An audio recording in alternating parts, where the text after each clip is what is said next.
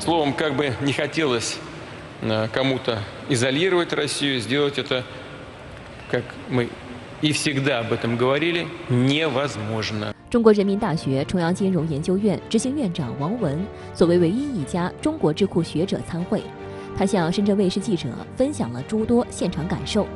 王文表示，此次东方经济论坛上，西方国家代表没有占主流，但也并非像某些媒体所形容的与西方绝缘。那我呢，因为参加了4场分论坛，并且发言，也旁听了多场相关的这个主题论坛。那其实是看到了不少欧美国家的身影的，有像挪威来的，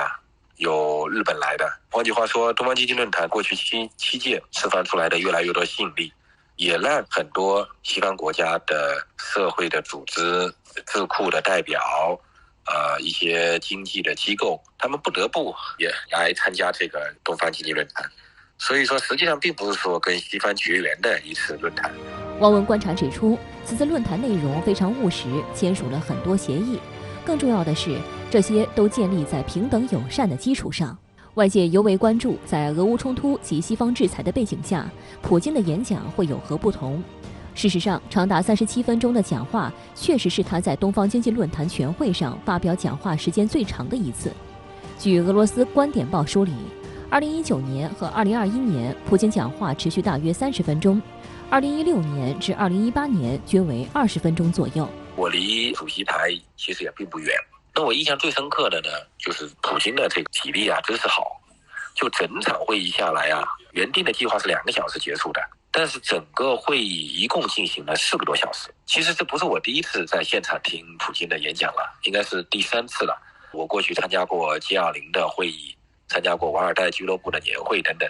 但这一次是我参加的现场听过普京的讲演的最长的一次。换句话，这4个小时里面，几乎3个小时吧，将近都是普京自己一个人在讲。普京精力充沛，思维敏捷，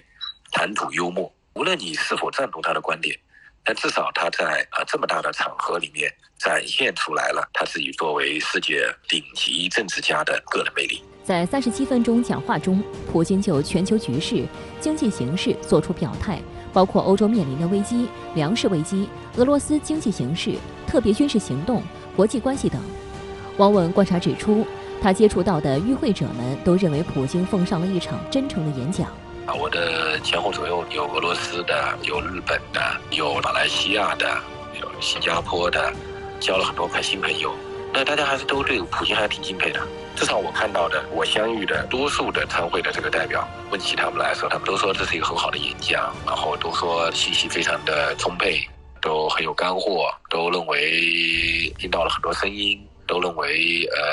普京本人至少是真诚的。大概都是这样的反应吧，我觉得，没有人说下来以后说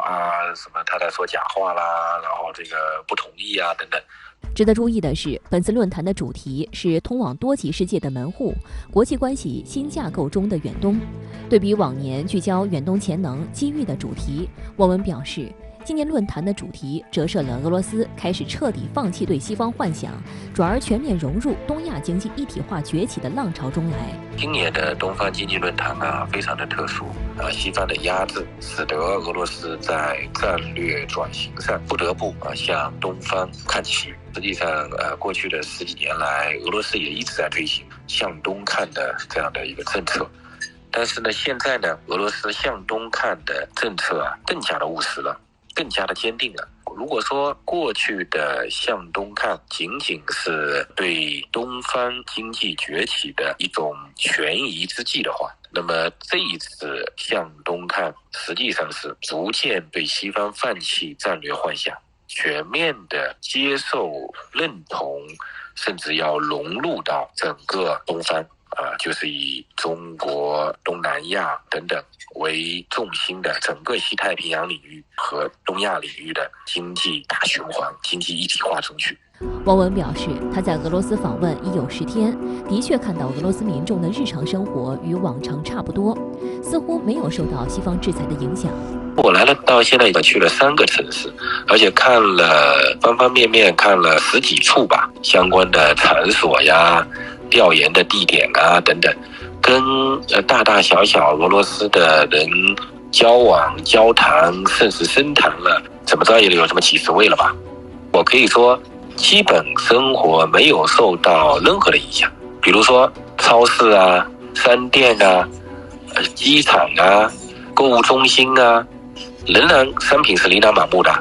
没有说哪里出现了物质的短缺，对吧？老百姓该吃吃，该喝喝。我问很多俄罗斯人说：“你到底制裁有什么变化？”他说：“啊，想了半天，有的俄罗斯人说，可能就是到欧洲旅游可能困难一点了吧，就不大不了不去了呗。”他说：“那然后呢？”我说：“然后他说那可能Visa 卡刷卡可能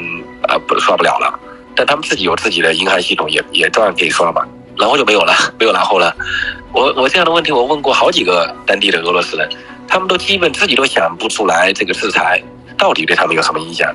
王文还指出，俄罗斯受西方制裁的影响有限，能源收入在短时间内反倒让俄罗斯政府实力更强了。普京在东方经济论坛上宣布了几项由联邦财政大规模投入的基础设施啊、大的项目啊等等，那我就惊讶了，哪来的钱啊？那我一计算，再加上我调研，我发现俄罗斯政府更有钱了。为什么更有钱了呢？是因为制裁以后大众商品的价格提升，俄罗斯出口的石油、天然气的价格提升，使得每个月俄罗斯的中央财政收入更广了、更大了。所以这就是俄罗斯它的底气所在。那也让我非常惊讶的就是，在40个西方国家的上万次的制裁下，俄罗斯的反制裁能力以及这个国家它的超稳定性。所以从这个角度上来讲呢，我们如何去重新发现俄罗斯的优势，重新看待在西方媒体这种舆论战的笼罩下发现俄罗斯的真实的状况，以及如何推进中俄之间的更加务实的合作。实际上，俄乌冲突爆发至今，西方部分国家一直试图对俄罗斯能源进行制裁，以掐住俄罗斯经济动脉。但是，据9月5日芬兰一家智库的报告显示，俄乌冲突爆发后的半年，俄罗斯能源出口收入远远超出该国战争开支，欧盟仍是俄能源最大买家。Вот используют как оружие. Какое оружие? Сами натворили дело, теперь не знают, что с этим делать. Загнали себя в так называемый санкционный тупик. 普京进一步表示，尽管俄罗斯愿意明天就重启北溪1号天然气管道，但实际上受到了阻挠。Мы готовы это сделать завтра, достаточно только кнопку нажать. Но не мы же санкции ввели на Северный поток-2. 为了解决欧洲当下的能源危机，欧盟委员会主席冯德莱恩7日提出了5个立即措施。对于冯德莱恩提出的解决措施，普京在东方经济论坛上发表讲话，火力全开，称此举愚蠢，不会有效果，只会导致天然气价格上涨。普京还强调，如果西方国家对俄罗斯的能源出口设置价格上限，俄罗斯将放弃履行合同，停止供应包括天然气、石油、煤炭等在内的能源。